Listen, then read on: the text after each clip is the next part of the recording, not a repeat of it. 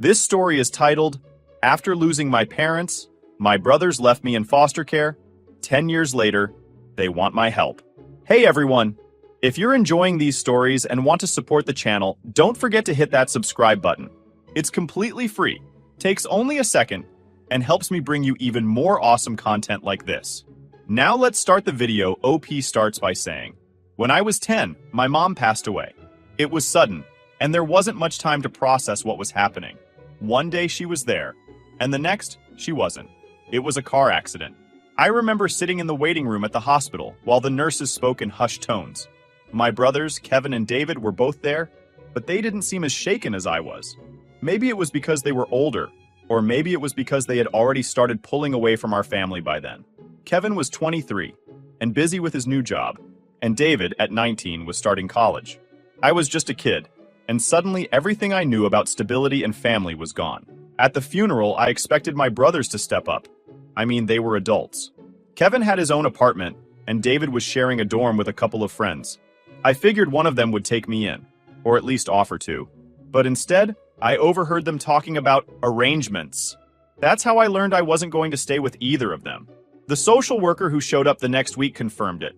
She was nice enough, but all I could focus on was the fact that my brothers didn't want me. They gave excuses, of course. Kevin said he wasn't ready to be a full-time guardian. David claimed he couldn't juggle school and raising a kid. I didn't know what to say back then. I was just a scared kid who'd lost his mom. But the way they avoided eye contact when they talked to me said it all. They weren't interested in taking on that responsibility. I was shuffled into the foster care system without much fanfare. Kevin signed some papers, patted me on the shoulder, and said he'd visit. Spoiler alert, he didn't. Foster care was a mixed bag. I ended up in a decent home eventually, but it took a while to get there. My first placement was with a family that saw me as a paycheck. They didn't hit me or anything, but they were distant. Meals were served on time, the fridge was stocked, but the house always felt cold. My foster parents didn't talk to me unless it was necessary, and they had two older kids who made it clear I wasn't part of their little family. I spent most of my time alone, sitting in my room with my mom's old photo album. It was one of the few things I'd managed to take with me. The phone calls started a couple of months after I was placed. At first, I was excited to hear from Kevin and David. I thought maybe they regretted their decision and would change their minds. But the calls were awkward. They'd ask generic questions. How's school? Are you eating enough? And then there'd be long pauses. They never really listened to my answers. After a while, I stopped looking forward to their calls. It felt like they were doing it out of obligation, not because they actually cared. One time, when I was 12, I got brave and asked Kevin why he didn't take me in. He sighed like I was being unreasonable and said, I was just starting my career, man. It wasn't the right time. David gave a similar excuse when I asked him. I had no idea how to raise a kid, he said. It wouldn't have been fair to either of us. At the time, I didn't know how to argue back, but their words stuck with me. It wasn't about fairness. It was about the fact that they didn't want me. As the years went by, I learned not to expect much from my family. Calls became less frequent, dropping from once a month to a couple of times a year. I stopped trying to engage with them and gave short answers to their questions. Yeah, school's fine. No, I don't need anything. Thanks for calling, I guess. Eventually, they stopped calling altogether, and I didn't care. By the time I was 15, I hated them. All of them. My brothers, my aunts, my uncles, they were all the same. They didn't care about me when it mattered, so why should I care about them? The foster family I ended up with when I was 14 was better, though. They weren't perfect, but they tried. My foster mom, Mrs. Clark, was patient, and Mr. Clark treated me like one of his own kids. They had two younger kids, and while we weren't super close, they didn't treat me like an outsider. For the first time in years, I felt like I had some kind of stability. I stayed with them until I turned 18, and I'm grateful for what they did for me. But even then, I couldn't shake the bitterness I felt toward my own family. Every holiday, every birthday, I'd wonder why no one had fought for me. Why didn't anyone think I was worth it? When I turned 20, I decided I was done. My brothers had tried reaching out a couple of times, but I ignored their calls. I didn't want their apologies or their excuses. I was tired of being the kid they abandoned. So, I packed my things, left town, and didn't tell anyone where I was going. I didn't even leave a note. I wanted a fresh start, a life where I wasn't defined by what my family did or didn't do. Starting over wasn't easy, but it was worth it. I moved to a new city, got a job, and started building a life for myself. I didn't tell anyone my full story. When people asked about my family, I'd just say, "We're not close," and change the subject. It was easier that way. No one needed to know about the years I spent feeling like I wasn't enough. Looking back, I don't know if I'll ever forgive my brothers. Maybe they thought they were doing the right thing, or maybe they were just selfish. Either way, they made their choice, and I made mine. All I knew was that I wasn't going to let their neglect define me anymore. For the first time in years, I felt like I had control over my own life, and that was enough for me. Starting over at 20 felt freeing but also terrifying. I packed everything I owned into a beat-up duffel bag and caught a bus to a city I'd only seen on TV. I didn't know anyone there, but that was the point. I wanted a clean slate, where no one knew me as the kid who got left behind. I didn't have much of a plan, just enough money to get by for a couple of weeks, and a vague idea that I'd figure things out as I went. The first few months were rough.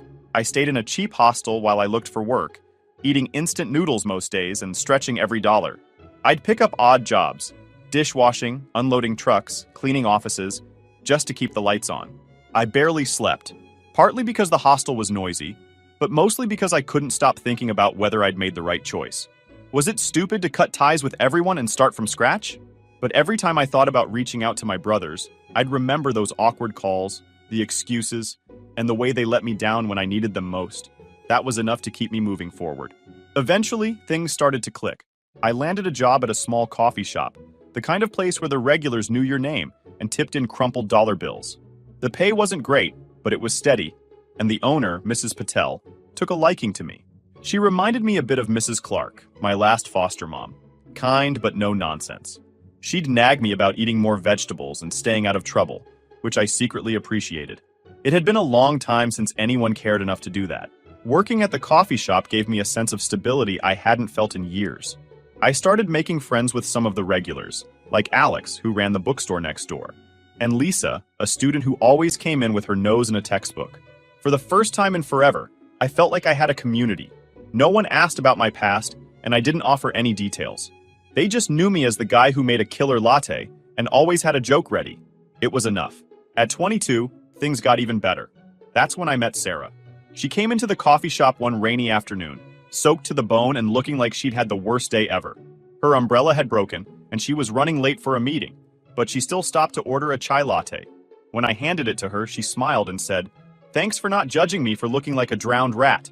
I laughed and said, "Hey, you're the best-dressed drowned rat I've seen all day." She rolled her eyes, but I could tell she was amused. Sarah started coming in more often after that, and before long, we were chatting every time she stopped by. She was 30, a little older than me, and worked as a graphic designer. She had this easy confidence about her, like she knew exactly who she was and didn't care what anyone else thought. It was refreshing, especially since I'd spent so much of my life feeling like I had to prove myself to people who didn't care anyway. After a few weeks, I worked up the nerve to ask her out. To my surprise, she said yes. Our first date was simple. We grabbed burgers from a food truck and walked around the park. We talked for hours about everything and nothing. She told me about her childhood, growing up as an only child with parents who adored her, and how she'd always dreamed of traveling the world. I told her about working at the coffee shop, and my dream of one day opening my own place. I didn't tell her much about my family, though.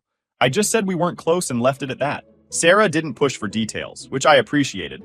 She seemed to understand that I wasn't ready to talk about it, and she respected that. At least in the beginning, our relationship moved quickly. By the time we'd been dating a year, we were talking about moving in together. I'd saved up enough to get out of the hostel and into a tiny apartment, but Sarah's place was nicer, so I ended up moving in with her. It felt strange at first, living with someone who was so close to their family. Her parents would call every few days just to chat, and she'd tell them everything. What we'd had for dinner, what movies we'd watched, even small stuff like the new coffee shop we'd tried. I wasn't used to that kind of openness. My instinct was always to keep things to myself. Sarah was patient with me, though. She'd invite me to family dinners and holidays, and while I felt like an outsider at first, her parents went out of their way to make me feel welcome. Her dad was the kind of guy who could strike up a conversation with anyone, and her mom always made enough food to feed an army. It was nice, but it also made me feel a little off, like I was getting a glimpse of something I'd never had and probably never would. After a while, Sarah started bringing up the idea of reconnecting with my family. "Don't you think it would be nice to have them in your life again?" she asked one night as we were eating dinner. I froze, my fork halfway to my mouth. "Not really," I said. She looked surprised.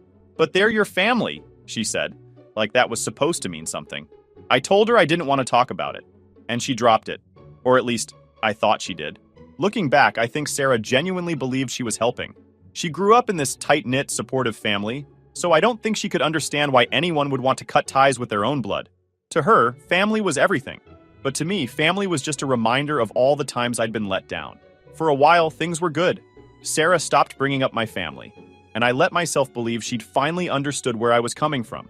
We started talking about the future, marriage, kids, maybe even buying a house someday. It felt like we were building something solid, something I could rely on. For the first time, I thought maybe I'd finally found my happy ending. But as I'd soon learn, some things aren't as solid as they seem. It started with a text message. I didn't recognize the number, so I almost ignored it. But curiosity got the better of me, and I opened it. The message said something like, "Hey, it's been a long time. I know this is out of the blue, but I'd really like to catch up." The name at the bottom stopped me cold.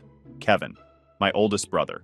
At first, I thought it had to be some kind of mistake or spam. Kevin wouldn't reach out after all these years, right? But as I read the message again, it was clear he knew exactly who he was talking to. He mentioned a few things only my brother would know. Stuff about our mom and the neighborhood we grew up in. My stomach sank. How did he get my number? I stared at the message for a long time, debating whether to respond. Part of me wanted to throw my phone across the room, and another part of me wanted to call him and scream. But in the end, I didn't do either. I just blocked the number. I thought that would be the end of it. It wasn't. Later that night, I brought it up to Sarah. "You won't believe who texted me today," I said, trying to keep my voice casual. She looked up from her laptop, curious. "Who?" "Kevin.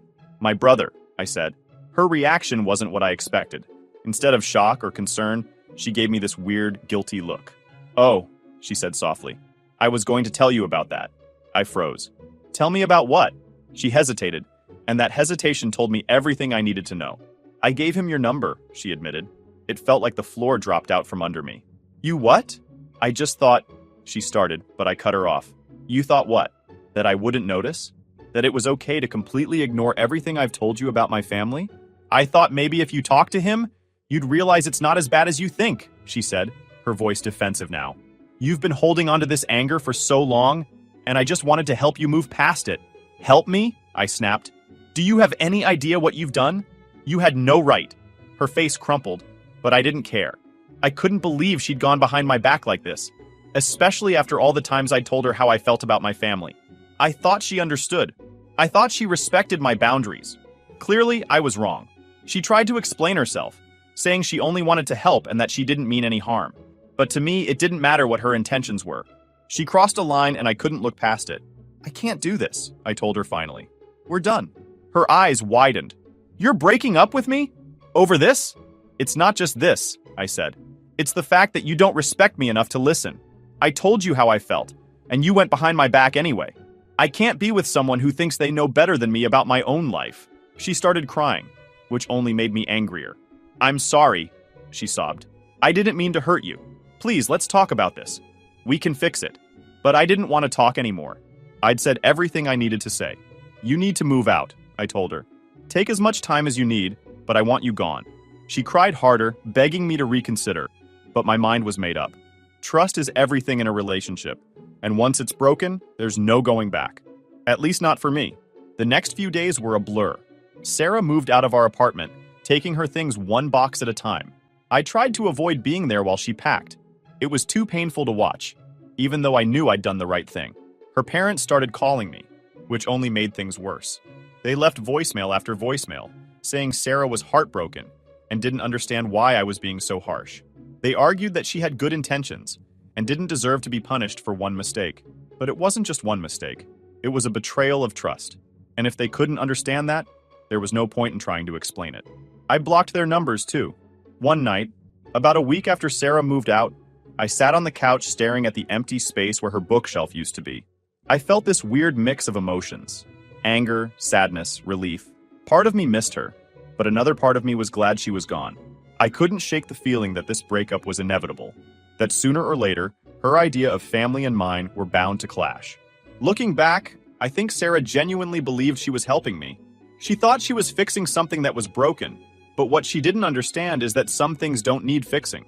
Some things are better left alone. I didn't need closure with my brothers. I didn't need to forgive them or have a heart-to-heart. All I needed was the peace that came from knowing I was in control of my own life. Sarah couldn't see that, and in the end, That's what drove us apart. After Sarah moved out, I thought things would settle down. I was wrong. If anything, the drama just ramped up. Sarah's parents kept trying to get involved. Even though I'd blocked their numbers, they found ways to get messages to me. One time, they showed up at the coffee shop while I was working. I had no idea they'd come until Mrs. Patel came to the back and told me, "There's a couple asking for you. They seem upset." My heart sank. I already knew who it was. When I walked out to the front, there they were. Sarah's mom and dad, looking like they'd just stepped off a suburban family postcard. Her mom had tears in her eyes, and her dad looked ready to give me a lecture. "We just want to talk," her dad said as soon as he saw me. I sighed. "I'm at work. This isn't the time or place." "Well, you haven't given us much of a choice," her mom said, her voice trembling. "You blocked our numbers, and Sarah is devastated. You won't even hear her out." "There's nothing to hear," I said, trying to keep my voice calm. "She broke my trust. End of story." Her dad stepped forward, clearly trying to intimidate me. "Do you know how much she's been crying? She made a mistake, but she didn't do it out of malice. She cares about you, and she was only trying to help." I took a deep breath, trying to hold back the frustration bubbling inside me. "Look," I said, "I'm sorry she's hurting, but that doesn't change what happened. I made my boundaries clear, and she ignored them. That's not something I can just get over." "But you're throwing away years of a relationship over one incident," her mom said, almost pleading now. "She's in therapy, you know. She's trying to understand why she did what she did. Doesn't that mean anything to you?" "It doesn't change what she did," I replied. "I need you to leave now. I'm not discussing this any further." Mrs. Patel must have sensed the tension, because she came out from the back and gently but firmly told them they needed to leave. I felt bad that she had to get involved, but I was grateful she had my back. As they left, her dad muttered something about me being cold and ungrateful. I just shook my head and went back to work. That wasn't the end of it, though. Sarah herself started sending me letters. At first, I ignored them. I didn't even open the first few, just tossed them in the trash. But one day, curiosity got the better of me, and I opened one. In the letter, she apologized again for what she'd done. She said she regretted crossing my boundaries and wished she could take it back. But she also doubled down on her reasoning, saying she still believed I needed to confront my past.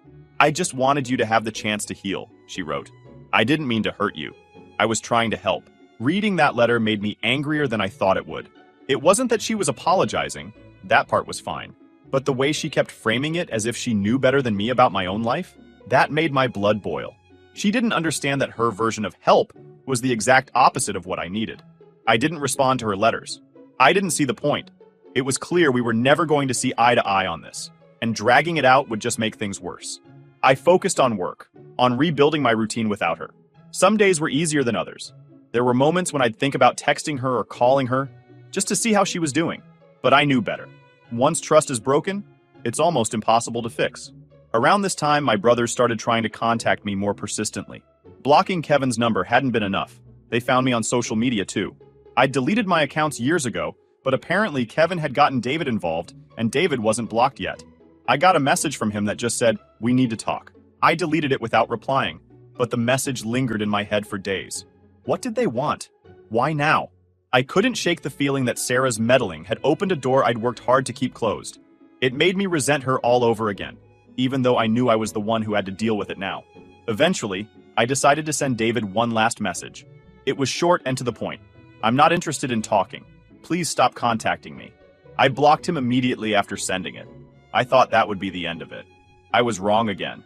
One night, I was sitting in my apartment when I got a knock on the door. I wasn't expecting anyone, so I hesitated before opening it. When I finally did, I was stunned to see Kevin standing there. "What are you doing here?" I asked, my voice cold. "I just want to talk," he said, holding his hands up like he was surrendering. "Can I come in?" "No," I said flatly. "Whatever you have to say, you can say it here." He looked taken aback but nodded.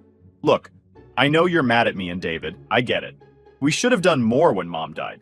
We screwed up, but we've been trying to make it right, and you keep shutting us out." I crossed my arms. "You had 10 years to make it right. Why now?" He hesitated.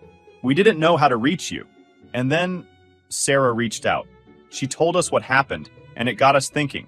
We just want a chance to fix things. Hearing him say her name felt like a punch to the gut. "Sarah had no right to get involved," I said through gritted teeth. "And you have no right to show up here uninvited. I've made it clear I don't want to talk to you." Kevin's face fell, but I didn't care.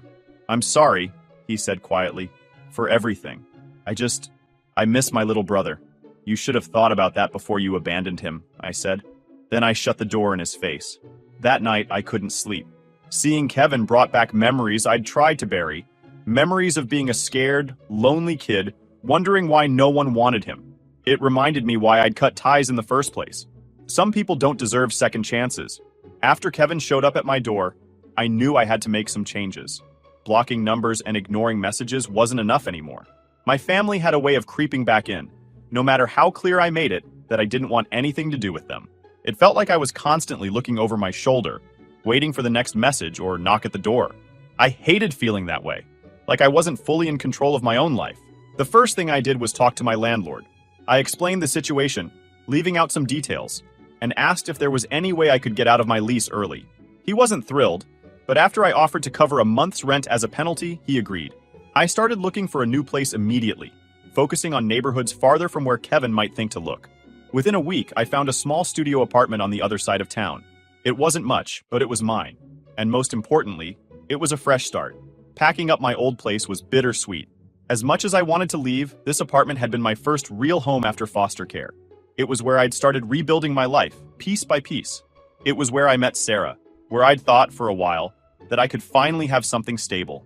Leaving it felt like leaving behind a chapter of my life, one that had been both painful and hopeful in its own way. The move helped more than I expected. Being in a new place with new surroundings gave me a sense of freedom I hadn't felt in a long time. For the first time in weeks, I felt like I could breathe again. I threw myself into work, picking up extra shifts at the coffee shop and saving up for the future.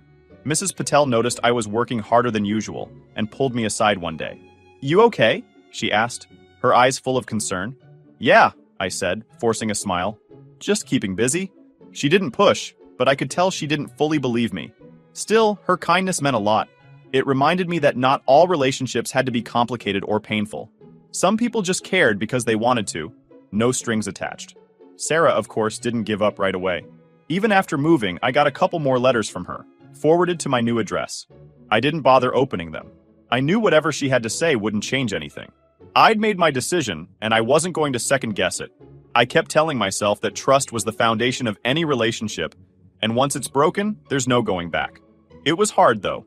Some nights I'd lie awake thinking about the good times we'd had and wondering if I'd been too harsh. But deep down, I knew I hadn't. What she'd done wasn't just a mistake. It was a fundamental disregard for who I was and what I needed. As for my brothers, I didn't hear from them again after Kevin's visit. Whether they'd finally gotten the message or were just waiting for the right moment to try again, I didn't know. And honestly, I didn't care. The more time passed, the more I realized how much lighter I felt without them in my life. I wasn't carrying around that anger and resentment anymore. Not because I'd forgiven them, but because I'd finally accepted that I didn't need them. Their opinions, their guilt trips, their attempts to reconnect, none of it mattered. I was done letting them have power over me.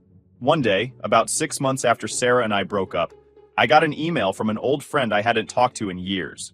It was someone I'd met during my time in foster care, a guy named Marcus. He'd been a couple of years older than me, and we'd lost touch after he aged out of the system. Seeing his name in my inbox was a surprise, but a welcome one. In his email, Marcus said he'd recently moved to my city and was working as a mechanic. He asked if I wanted to grab coffee sometime and catch up. I hesitated at first. Letting someone from my past back into my life felt risky, especially after everything that had happened. But Marcus wasn't like my brothers or Sarah. He knew what it was like to grow up without a safety net, to feel like you had to figure everything out on your own. So I replied and set up a time to meet. Seeing Marcus again was like stepping back into a world I'd almost forgotten. We talked for hours, sharing stories about our foster families, and laughing about the dumb stuff we used to do as kids. He told me about his struggles trying to find stable work after aging out, and how he'd finally landed on his feet. I told him about my job at the coffee shop and my dream of one day opening my own place. At one point, Marcus leaned back in his chair and said, "You've done good for yourself, man. I'm proud of you." It caught me off guard. I wasn't used to hearing that from anyone, let alone someone who knew the darker parts of my past. But it meant a lot, more than I could put into words. Over the next few months, Marcus and I became close friends again. Having someone who understood my past, who didn't judge or try to fix me, was a game changer. He reminded me that family isn't always about blood. It's about the people who show up for you when it counts. With Marcus's encouragement, I started thinking seriously about my future. I'd been saving up for years, and while I wasn't anywhere near ready to open my own coffee shop, the dream didn't feel as far off as it used to. For the first time in a long time, I felt like I was building something real, something that was entirely mine. Looking back, cutting ties with Sarah and my brothers was one of the hardest decisions I've ever made, but it was also one of the best. It taught me the importance of boundaries, of standing up for what I need and not letting anyone guilt me into compromising that. I don't regret the choices I made, even though they were painful. They brought me to where I am now, a place where I can finally start moving forward. As for my family, I wish them well, but I don't need them in my life. I've learned that some relationships aren't worth saving, and that's okay. Not every story needs a happy ending. Sometimes the best thing you can do is walk away and focus on building the life you deserve.